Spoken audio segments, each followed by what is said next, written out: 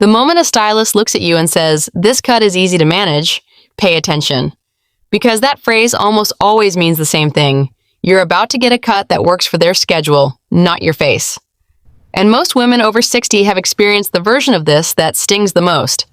You go in with a picture, you describe what you want, and you walk out with something shorter, rounder, and safer than anything you asked for. You're not imagining it. That happens way more than anyone in a salon wants to admit. Today, we are going through 5 haircuts that genuinely take years off your face. Not because they are trendy, but because of the specific way they work with how hair and facial structure change after 60.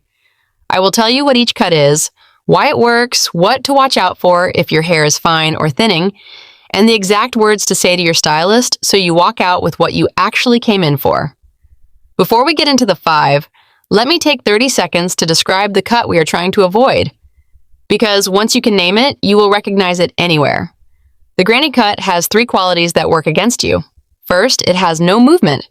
It sits on the head rather than falling or swinging, usually because it was cut too short and too uniformly all around.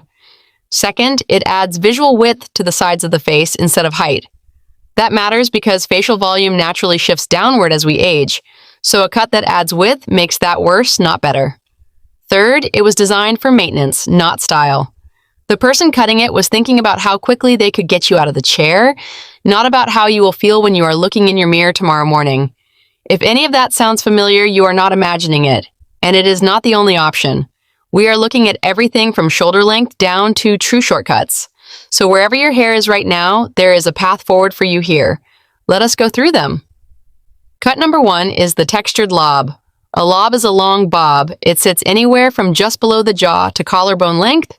It is consistently one of the highest performing haircuts for women over 60, and the reason is simple. It gives you structure without sacrificing length. Length matters more than most stylists will tell you after a certain age. Not because long hair is inherently younger looking, because it is not if it is not cut well, but because length around the face creates a vertical line that draws the eye downward along the jaw rather than across it. That elongates the face. It counteracts the natural downward shift of facial volume that happens as we get older. But here's where the word textured becomes everything. A blunt lob cut straight across with no layering can look flat. Flat hair reads as thin, and thin hair reads as aged, even if your hair is actually healthy.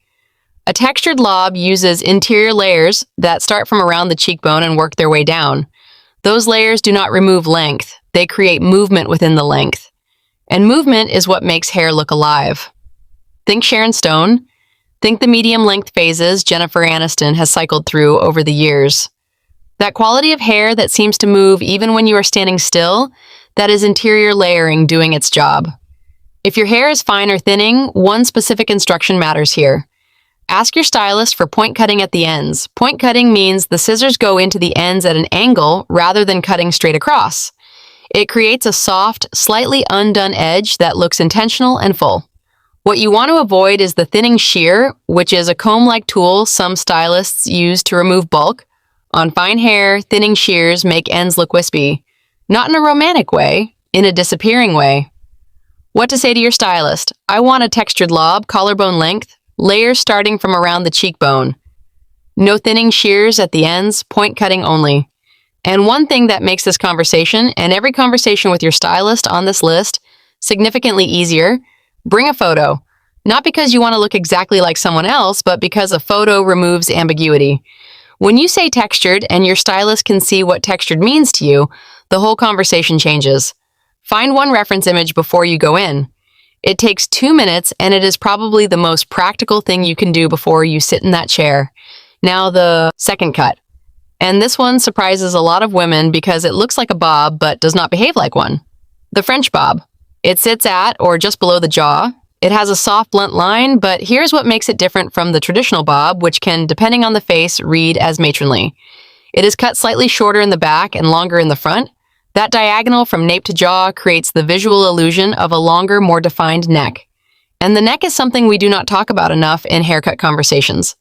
The neckline is one of the first places that shows age, and a cut that draws attention upward and forward, rather than settling heavily at the back, addresses that directly. The slight undercutting at the nape also removes bulk from the bottom of the cut, which is exactly where the granny cut problem lives. When hair is heavy at the bottom, it sits. When the bottom is cleaned up and the weight is distributed through the mid-shaft instead, the entire cut lifts. Diane Keaton has worn versions of this bob for years. Isabel Huppert, Kristen Scott Thomas, women who are known for looking elegant rather than trying to look young. And there is a real difference between those two things. For finer thinning hair, this is actually good news. The French bob is one of the few shortcuts that looks better with slightly finer hair.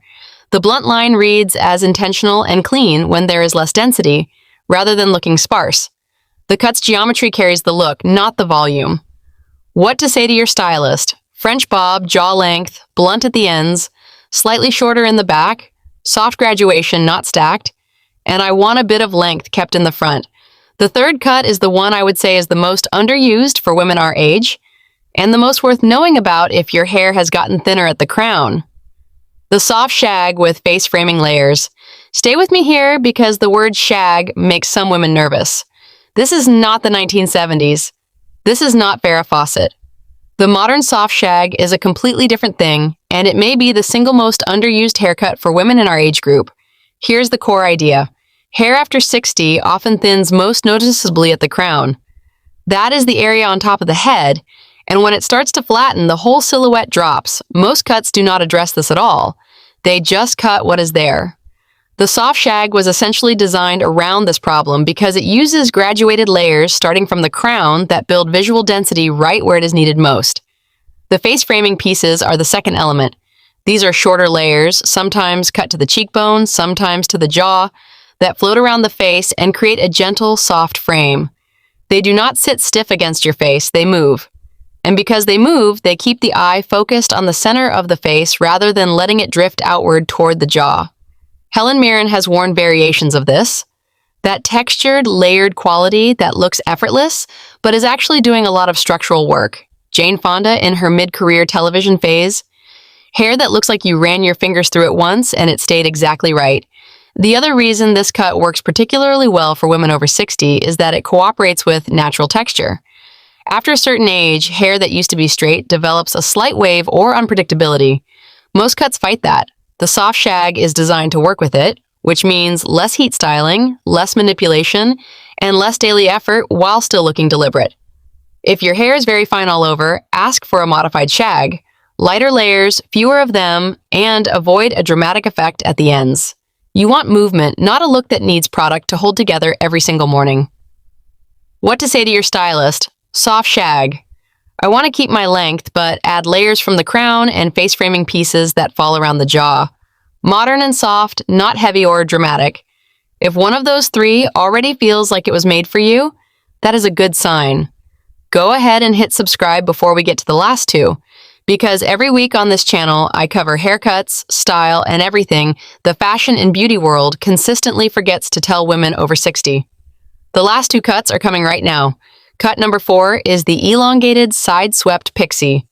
I want to be careful here because the traditional pixie, cropped close all the way around and very short on.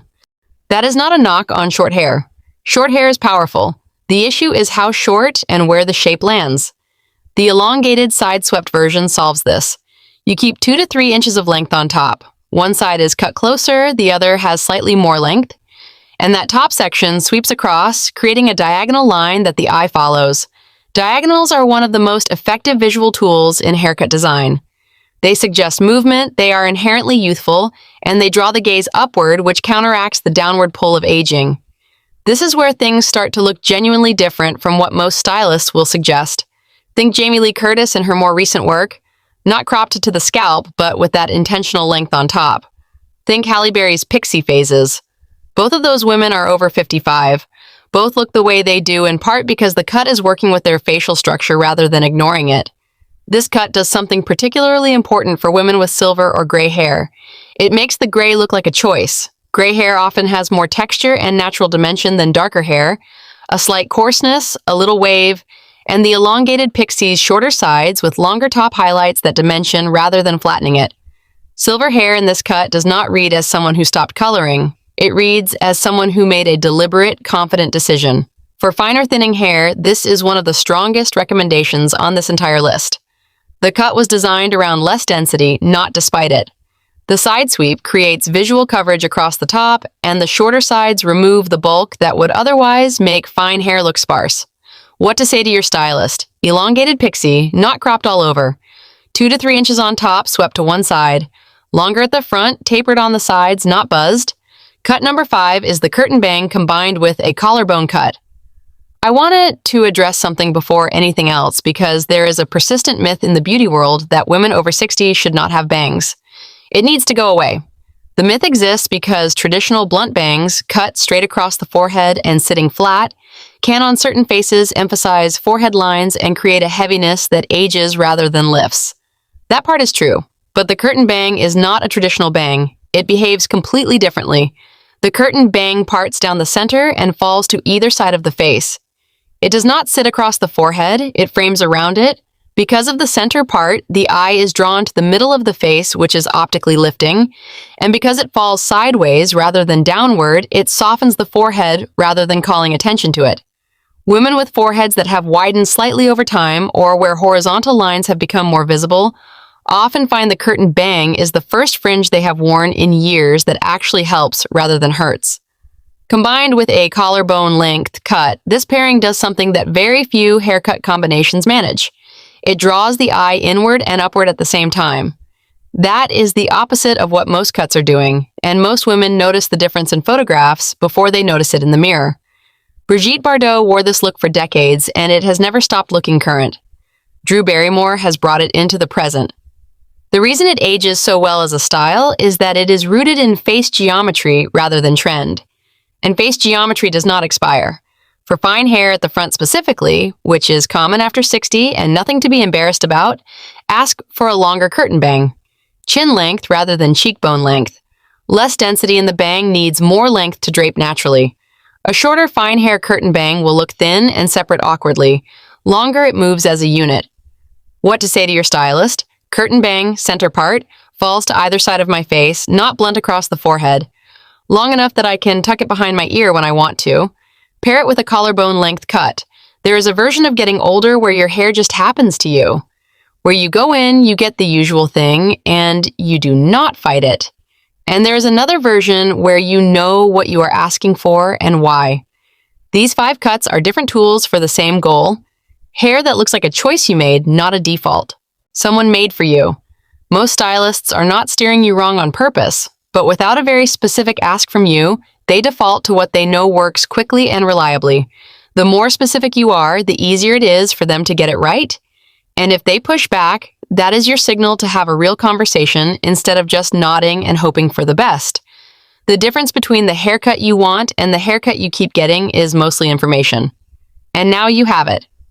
Before you go, tell me in the comments which of these 5 you think your stylist would try to talk you out of, because that is usually the one worth asking for anyway. Subscribe if this is the kind of content you want more of. And if you are thinking about color alongside a new cut, which is worth thinking about because the two work together more than most people realize, that video is right here.